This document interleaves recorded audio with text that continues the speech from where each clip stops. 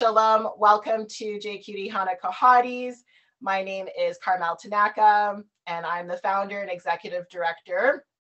Oh, let's actually put this back on full screen so it looks a little more professional. Yes, so I'm the founder and executive of JQT Vancouver, a Jewish, queer, and trans nonprofit dedicated to queering Jewish space and Jew-ifying queer space in Vancouver, BC, on the ancestral and unceded territories of the Musqueam, Squamish, and Tsleil-Waututh peoples. If you do not know the land on which you live, work, and play, check out native-land.ca. For Hanukkah this year, we are being generously supported by Creating Accessible Neighborhoods, an organization that advocates for and educates about disabled people with intersecting identities. You can learn more about this fantastic organization doing amazing work at canbc.org. For each candle of the holiday, we have a Hanukkah Hottie joining us to light their hanukkiah, or perhaps share another tradition, and chit chat about the wonderful things they do in life for the duration of the candles burning. For our first candle of Hanukkah Hotties, we are joined by Karen Newmoon, pronouns she, her. Karen identifies as a gender non-conforming Jew-ish Landdyke. She lives remotely on her subsistence farm in Johnson's Landing in the unceded Sanix Tumhulau traditional territory. She finds guidance in life from her Buddhist, Jewish, and Indigenous roots, and through her strong relationship with the land on which she lives. She is honored to participate in JQT's BC Jewish Queer and Trans Oral History Project and is excited to be a Hanukkah Hottie. Karen lives remotely and power can go off at any time, so fear not. If that does happen, we have Heather McCain from CanBC on standby. So I am now very pleased to welcome Karen Newmoon. Hello. Hello, Carmel. Hi, I'm so sorry for the rocky start, but I'm so glad that you're able to join us. I'm just impressed that you're able to make things sound fresh when you're repeating them for the third time. I'm like, awesome, that's so great. What a professional. I mean, I want this to be a wonderful experience for everyone, but also for you too. And you know what? Technical difficulties is, you know, just the name of the game these days with online programming when we're all volunteers at JQT, including myself. So I have a crazy setup that I've learned over the pandemic to become an online, you know, stage manager. And a lot of community organizations are having to do this and learn new skills. So I thank everyone, especially you, for your patience as we learn as we go. My pleasure. How about we start by opening up the space by lighting our candles and then sharing the blessings. Wonderful. Does that sound good? Okay, so let's light the candles first because I can't multitask, as now everyone knows.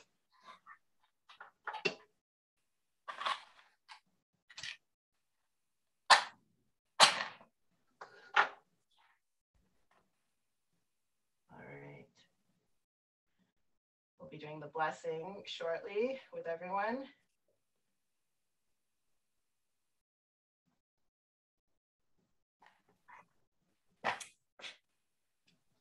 Oh, it's such an honor to be doing this with you.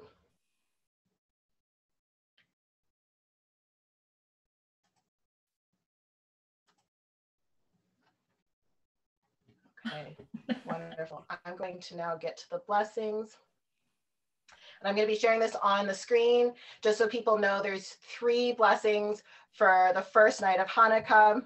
The first row is in masculine Hebrew, the second one is in feminine Hebrew, and the third one is in non-binary. And I will be doing the non-binary version for all 3 blessings.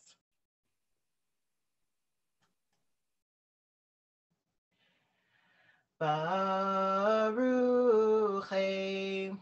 atei yain ha'chaim asher kitshanu b'mitzvotei v'tzivanu lehadlik ner shel Hanukkah. That's the first one. the second one. Baruch atei chaim she'asta nisim le'orimotenu bayamim ha'em ba'azman hazeh. And then the third one. Baruch atei chaim she'hechianu v'kimenu v'higiyenu lazman hazeh. And back to us. Here we go. There we go. We've opened up the space. Lovely. So, Lauren.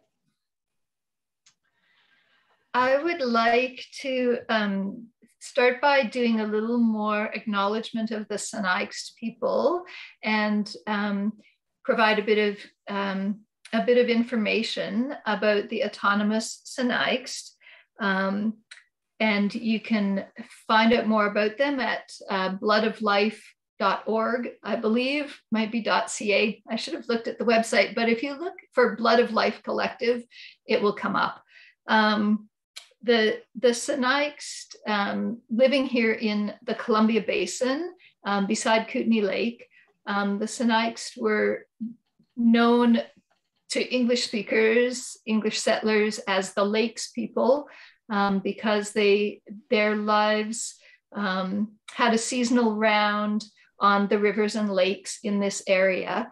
And because it was expeditious to do so, the Canadian government in 1956 declared the Sanix were extinct, which meant that they didn't have to be taken into consideration by the Joint International Commission on the Columbia River, which was formed basically to facilitate on the political side, the building of the flood control dams along the Kootenay and Columbia rivers.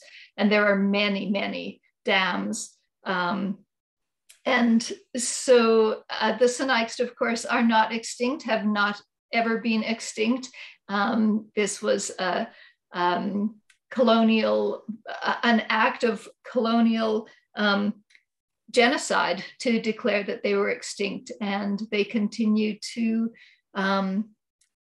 struggle and work for recognition. So I want to take this opportunity to recognize them, in particular Marilyn James, who is the matriarch, the Musqueam holder, which is the women's traditional knowledge for the Sanix people. That's so important, especially, given the circumstances right now with the flooding. We have people, their homes being washed away, highways and roads and lakes forming where they once were. And, many of the Indigenous communities have warned settlers, don't be changing the direction of the waters, because this is what happens. Yeah. There's something about, 10,000 years of knowledge that settlers would do well to take into account. Right. Yeah. That's beautiful. So you're tuning in from far east in the interior of British Columbia, and people who are tuning in may not know where the Kootenays or Johnson's Landing is, and I recommend you Google it. But you want to tell us a little bit where you're situated? So Kootenay Lake is a big lake, and it's a natural lake. Unlike many of the reservoirs, which are referred to as lakes, but were actually rivers prior to the building of the dams. But it is, I believe, like 80 miles north to south. And there are rivers that flow in from both the north and the south, and then it empties to the west. through the Kootenay River. And people, what's easy to find is Nelson, because Nelson, BC has kind of a name, a reputation. But I'm 2 hours from Nelson, and the last half hour is on gravel road. I truly live at the very end of the road. If anybody wanted to find me, you just follow the road until there isn't any road anymore. And you'll be at my house. That's wonderful. I love it. I'm proximate to the Purcell Wilderness Conservancy, which is the largest wilderness conservancy in BC. It was formed in the early 70s. And it's wonderful to have this protected space. It means that there's lots of wildlife around, and wonderful places to walk and hike, and just, it's spectacular, really.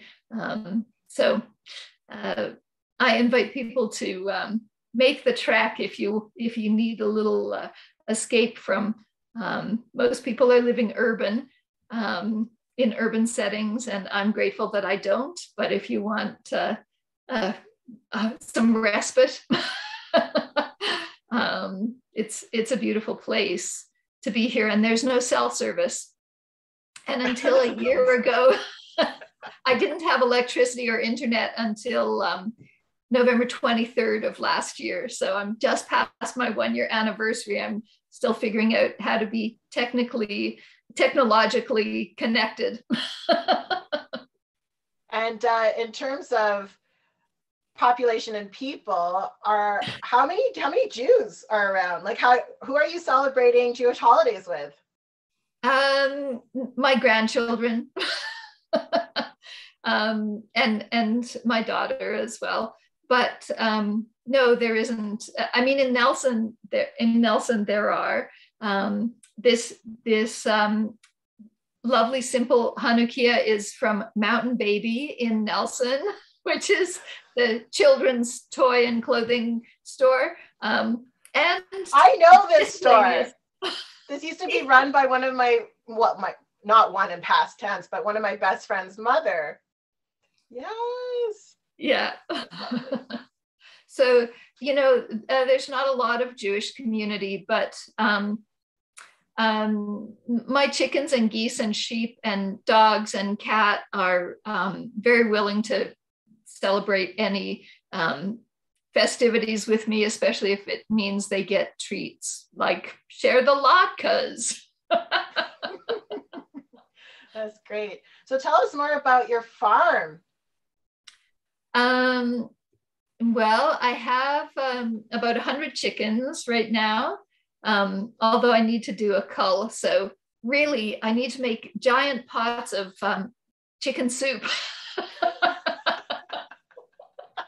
Send it our way. Yeah. I have 5 geese, 4 geese and 1 gander. They're quite entertaining.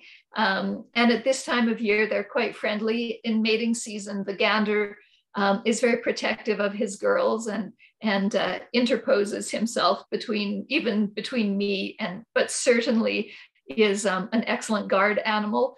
I have 2 sheep this year, hopefully both of whom are pregnant. One of them last spring had 4 lambs. The picture of me holding a lamb is actually from her very first lambing, which was 3.5 years ago. And she had twins that year. And yeah, this year which was her 4th lambing, she had 4. She's an amazing mom. So, that's fantastic. This must keep you so busy, Karen. What's your schedule like? Well, I'm very lucky because I get up when I wake up, and I wake up when it gets to be light. So it's seldom. I'm one of the blessings in my life is I don't have to get up to an alarm. Periodically the dogs will wake me up if I'm, sleeping in, and they'll be like, hey, we need to go outside. And then it's breakfast time. So so I get up and I feed animals because it's important to me to tend all my animals before I eat. They rely on me. I know that I'll get around to breakfast, but they're all waiting. And then I do, well, yesterday when I woke up, it was sunny, which was very exciting. And I was like, yay, a sunny day. I can clean the chicken coops. That's a great day. Not exciting for everybody, but it's been very wet and I don't love cleaning the chicken coops when it's raining. So unfortunately, by mid-afternoon, it was raining. So I only did one. I still have one more. I'm waiting for one more sunny day to get the other one cleaned so that they're all set for the winter. I raise heritage chickens. So they're not like hybrid egg producers. But yeah, and I don't know, what's my schedule like? Then I kind of, I do firewood because that's what keeps me warm. What they say about firewood is warms you every time, whether you're like bucking it or splitting it or hauling it or burning it. it's multiple benefits. And then I typically go for a dog walk that varies from 15 minutes if it's raining, because my old dog doesn't love the rain, and to if I don't have a lot on and it's a beautiful day, I can spend 2 or 3 hours walking. I love that. There's something that you shared with me before. As part of your identity, you identify as a Landdyke, and the very important connection to the land. And I was hoping you could elaborate a little bit more on that. Yeah, it is land. I've identified as a Landdyke for decades, and gender non-conforming. Period. In pretty much every way. It's like, I'm not really interested in conforming with the norms of today's society. Because I think, okay, I'm done. I won't step onto that particular soapbox. So what does it mean to me to be a Landdyke? It means that a lot of my identity and my connection, my sense of belonging has to do with my relationship with the land itself, with the earth, with the water, with the fire, whether it's firewood or sun, with the air and with the space, through which we move.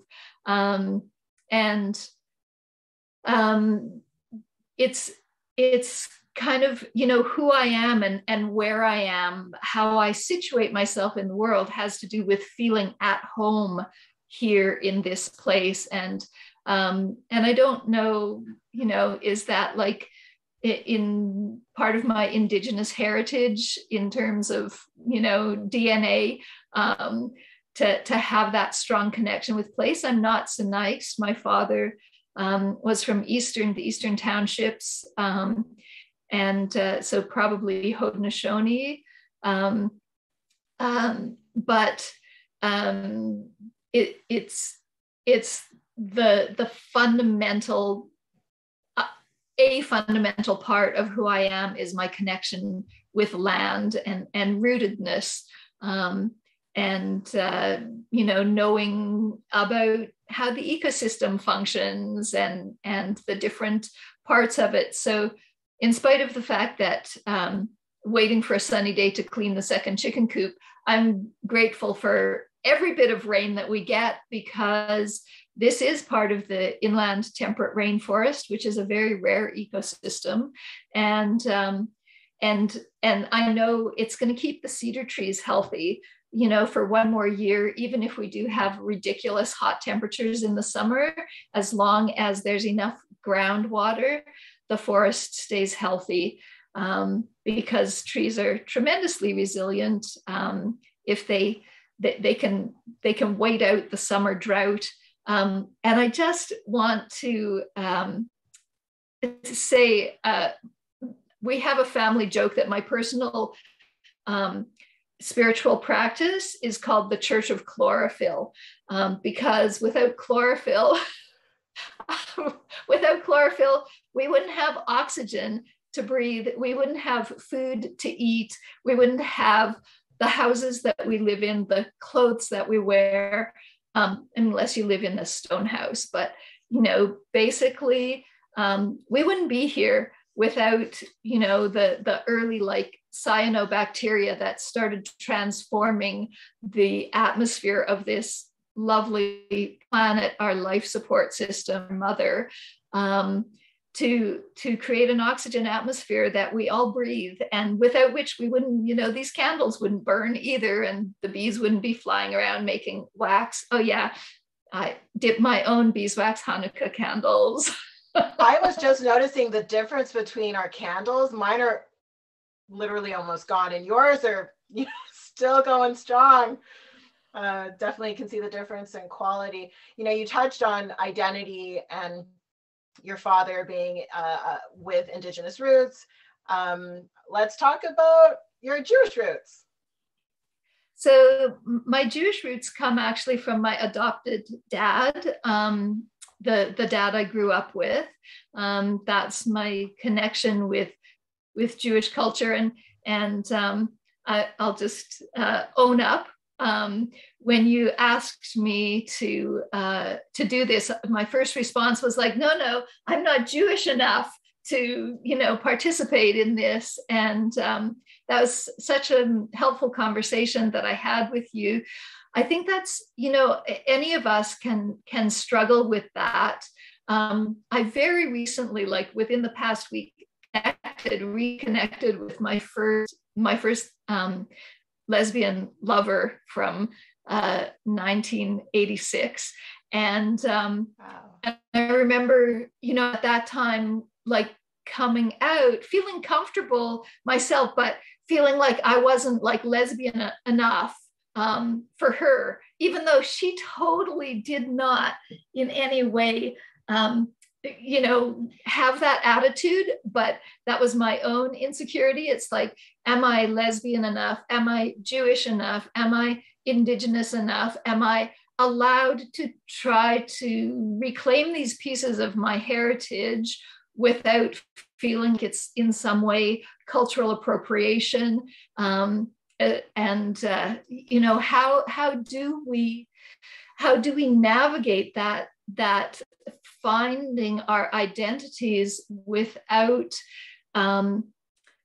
feeling like somehow we're putting it on, or we're kind of not allowed because a child born of a Jewish woman is a Jew and I'm not. My mom is about as WASP, English, Irish, German, Scottish, and so that we really have the Anglo-Saxons covered there. And because in my family, at least, and I think in many families, it is the mother who passes down the traditions, who fulfills in the household, what are the rituals, what are the celebrations, what are the foods, what are all of those things. And so from my mom I got well, her mom was born in England, so what did I get? Roast beef and Yorkshire pudding. but from my adopted dad, I also got, latkes and, blintzes, and we definitely, had that was a tremendous richness in my childhood to celebrate the holidays and the festivals and have the foods, that are part of identity, that are part of the heritage. And so that for me has been, because I like baking and I like cooking, has been something I've been able to pass on to my children and grandchildren. And even before your children and grandchildren came along, you were sharing with me, because I have inside knowledge from the oral history interview that you did with us, that you did celebrate over the years Jewish holidays in various different places that you were. And one of the ones that stood out to me was the land cooperative that you used to be on, and how there was one other Jewish person and you would go on a hunt in order to get the ingredients that you needed. And then you would put on a Passover Seder.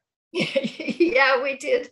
That was the first year. It was hilarious because we were like, now you can actually get matzah in the stores in time for Passover, but at that point we couldn't. I called around like every store in Nelson, and then Jesse was working in Castlegar, which is about a half an hour drive away, and I called around every store. So I had this hilarious experience of like, Kootenai Market, do you have matzah? Yeah, of course we have matzah. I'm like, okay, that's great. So I phoned Jessie at work. I'm like, you can pick up matzah on the way home.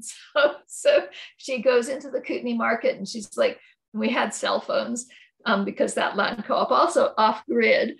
And she phones me and she's like, where? I'm like, they said it was in the dairy section. And so they thought I was asking for mozzarella cheese. Oh no. Oh, you can so just imagine. I was like, okay, I can just cook a flatbread, right? And then I had some herbs that were, coming up in my garden that had magically overwintered, and so we just did it anyway. And it was lovely because at that point there were only 6 members of that land co-op, and so 2 of us with Jewish backgrounds, and so we did, I think for 3 or 4 years in a row, we did a Passover Seder, and that land initially was women's land. It was formed by 5 lesbians, and so that was Jew-ifying queer space. For sure, it was just a lovely part of my life on the land co-op. That's beautiful. I want to circle back to something that you were mentioning earlier about identity and being enough of something, of a particular identity, in order to feel like you belong.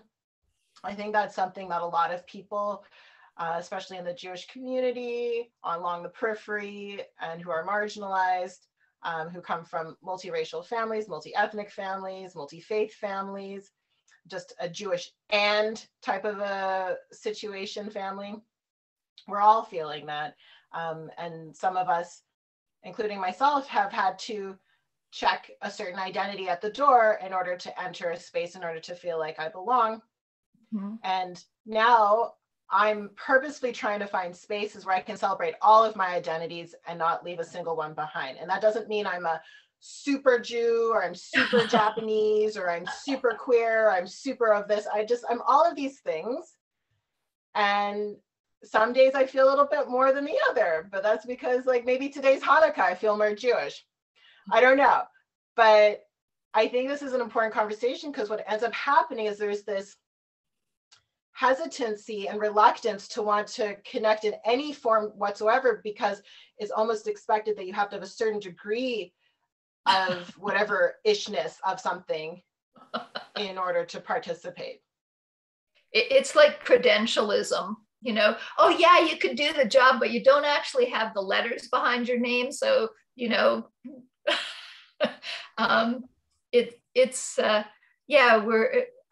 a challenging thing. I mean, and part of it, and I think for me, two aspects of it that are really central is the sense of belonging, and belonging to what? Community, because we don't have identity.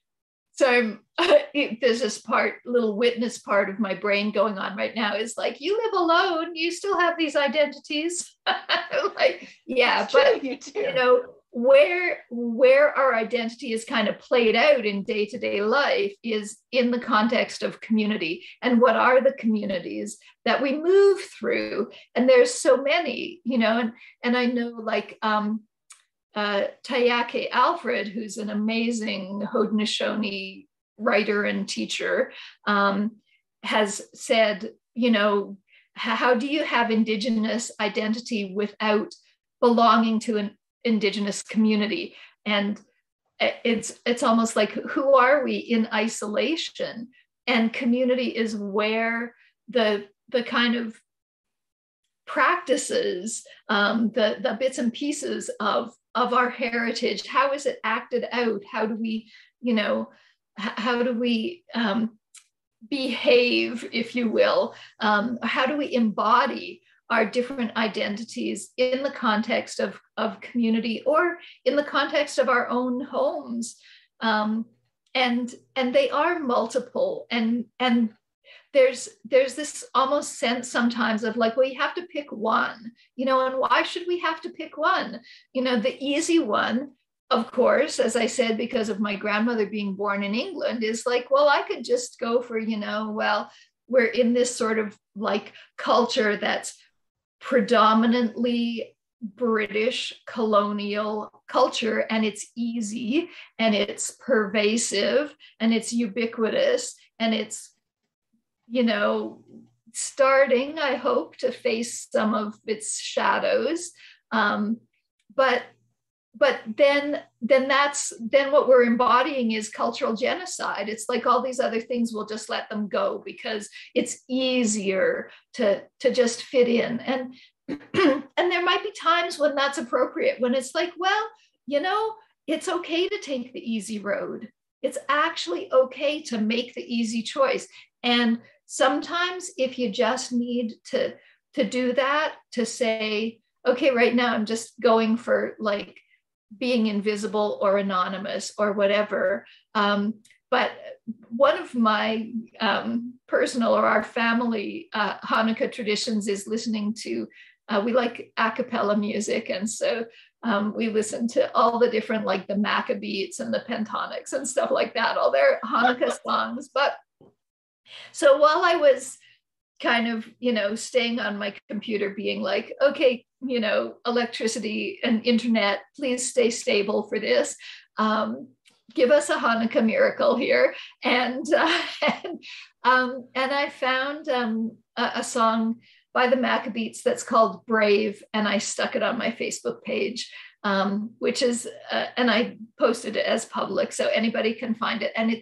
And one of the lines in it is like, say what's true. Like, I want to hear you say what's true for you. Like, how brave can you be? And maybe sometimes we are brave, and we're, able and willing to speak up and to take up space and be like, oh, hey, that's not okay. Or what you just said is, you're speaking from unexamined privilege, or whatever it is, and to name our identities in different settings, to be like, hey, I'm in queer space. Like, I worked at Anchors Nelson, which is the AIDS network of the Kootenays. And so the first fall I worked there, I was like, well, so, I know that you always have a Christmas tree here in the office, but this year we're going to have a hanukkiah as well. Yes! So,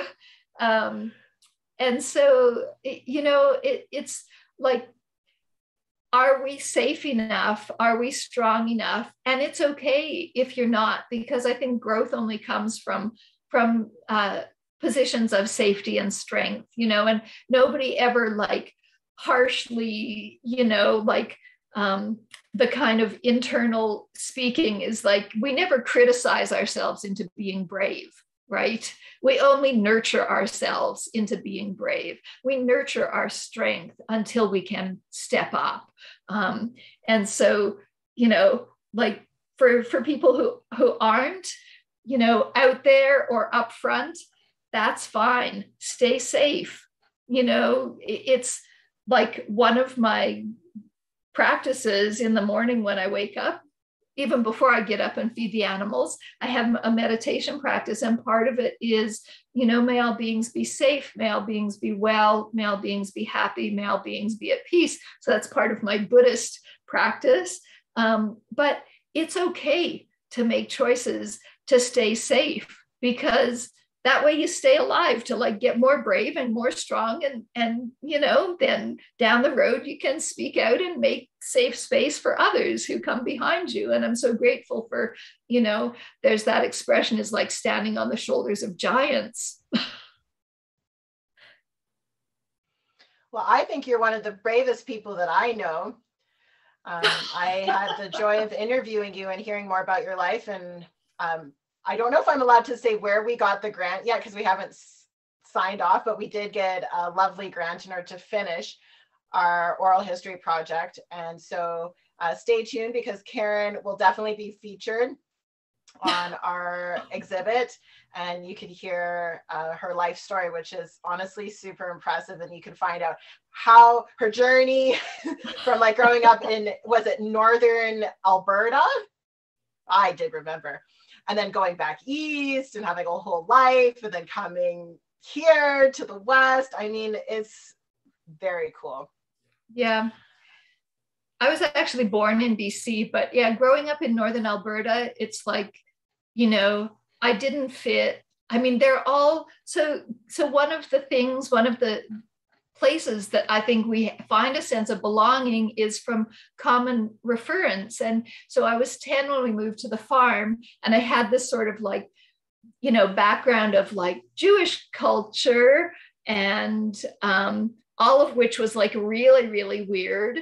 There were so many ways. I always thought it would be fun to have like a party for like misfits and outcasts, and all the people who grew up feeling like, oh, is there something wrong with me because I just don't fit into the mainstream? But I just have to say, there's something wrong with the mainstream, because without that richness and diversity, and all of the misfits, all of the outcasts, all of the people on the margins and on the fringes.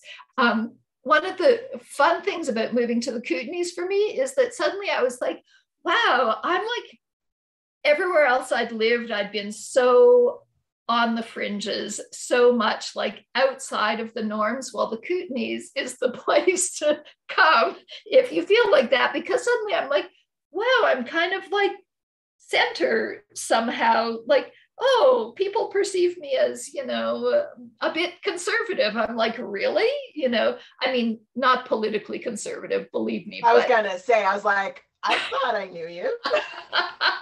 but in how I dressed and stuff, actually used to dress much more kind of like a lumberjack. Well, yeah. I actually thought I don't want to wear plaid flannel for this interview. Oh, it would have fit the stereotype. It would have been so good. One of the things I have to give a little shout out to a friend who is a settler member of the Blood of Life Collective, and that's K.L. Keevy, who some people might know. She's a writer, and she used to organize an event in Nelson called Sappho Says, which was fantastic. And I remember the first one that I went to, there was a lesbian fashion show at the event. And the woman who was doing the emceeing said, what makes these lesbian fashions? They're being worn by lesbians. And yes. And I think, this can be true about anything. It's like, what makes this a Jewish tradition? It's being done by a Jew. What makes this a queer tradition? It's being done by a queer. We can find so much strength in our diversity of identities. And there might be some people who are like, well, you can't just pick and choose. And I'm like, why not? Why not? I think we should be able to pick and choose what we want, because there's some traditions or some teachings in our various different communities that we identify with that aren't always 100% great. like some that might be homophobic or transphobic or whatever. So Yeah. I think it is important to pick what works for you. And like, I fuse a lot of my traditions. I fuse my Jewish traditions, my Japanese traditions to make it work for me. Yeah. And I don't think there's anything wrong with that. And I don't feel like I'm any less of being Jewish or Japanese Canadian. You know, Yeah, I think I talked about this last year, but, you know, as a Jew of color, I used to say I'm half Japanese Canadian, if someone were to ask, and then half Jewish. And that never made any sense. How am I half? How am I half of this? No, I'm wholly and fully Japanese Canadian, and wholly and fully Jewish, and I'm wholly and fully queer, and I'm wholly and fully neurodivergent. I mean, I'm wholly and fully all of these things and proudly wear these titles. So at a Buddhist meditation retreat one time, so part of the Buddhist meditation practice is at the end, there's the practice, what's called sharing the merit, that any wholesome activity in which you engage creates wholesome energy or merit. And the monastic who was teaching at this retreat said, now this is how you wish your bank account could work, because you can dedicate 100% of the merit to people who are homeless. You can dedicate 100% of the merit to trans people who are bravely, doing like Trans Awareness Week. You can dedicate 100% of the merit to everyone who's neurodivergent, which includes my grandson, by the way, and 100% of the merit to all the people who've been affected by the flooding in the Lower Mainland. And you can just give all of it to all of these different places. Now, wouldn't it be lovely if our bank accounts worked that way, which they don't, but that's okay, because life energy is not the same as a bank account. And so we can be, all of that. It's like, yeah, I'm Indigenous, and yeah, I'm also, from the British Isles, and yeah, or my family at least, and I'm also Jewish, and I'm also, queer, and I'm also a Landdyke. And I was, yesterday I came up with alternative pronouns. Oh, tell us. So with no offense to anyone, I hope, I was thinking that ghee and gur, so Ghee, like clarified butter, and gur, just Grrrr, and especially if you, say it with like, seriously, like in your throat, like grrr. Like a growl, grrr. Yeah. Ghee and grrr. Yeah. Because, well, so many different pronouns out there. There's Z and Zems, or yeah, and keep them guessing. Like, really, people, it's easy and it's comfortable if we, and I'm saying that as like we human beings have something defined, like which box do you fit in? Because then I know how to behave towards you. And when my first grandchild was born, I wouldn't tell anybody. Years went by before people necessarily knew. And I was thrilled, actually, even, by the time my grandson was 6, that there were still some people who, didn't have a close connection to our family, who just were always super careful to never use a pronoun because they didn't know and they hadn't figured out what. And I'm like, what does it matter? What does it actually matter? But it matters because of, this is the non-conforming part. It matters because there's these like social roles. This is how you behave if you get this label. And I'm like, I was gonna swear. I mean, you could go for it. And I'm like, fuck you. I'm gonna behave however I want to behave. Like, oh, I run my own chainsaw, you know? So is this gender non-conforming? No, this is grr. That's right. It's a normal behavior for grr. I remember walking through an airport once with like a big backpack on, and kids are, interesting, like how they're tuned into different things, but hearing, a parent saying, oh, be careful, like watch out for that guy, he's carrying a heavy backpack. Oh, I'm so sorry. And I'm like, why are you sorry? That was your perception. I don't have to take it on. It has nothing to do with me. I have short hair and a heavy backpack. So you think only guys can have short hair and a heavy backpack. That's your work to do. That's nothing to do with me. So, whatever. Has nothing to do with Karen, the strongest person in Johnson's Landing. Okay. Well, we're about to conclude here, Karen, and I just wanted to ask you if there's anything that you would like to say before we conclude. Well, thank you so much for inviting me. I want to say thank you to Sid, who was, I think, the person who first gave my name to you. And because shout out to Sid. Because my life is enriched by my new connection with you, Carmel.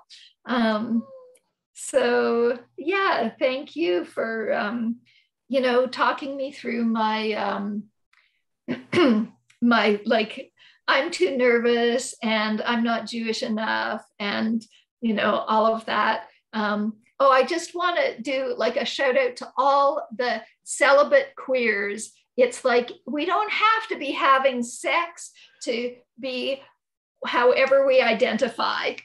Oh, it looks like Sid is tuning in. Hi, Sid. Cute. Well, anything else? Thank you. Thank you. And love and blessings to everybody who's out there in virtual land. Either now or listening to the recording. Yeah, blessings, blessings. Many thanks to Karen Newmoon for joining JQT today as our first Hanukkah Hotties of 2021. Thank you to our sponsor organization, Creating Accessible Neighborhoods. You can also follow us on social media. The links are in the chat. And thank you for tuning in. Let's keep building this community and showing up authentically, celebrating our true selves, and being proud of our Jewish, queer, and then some identities. So happy Hanukkah and Chag Hanukkah Sameach. Bye. Bye.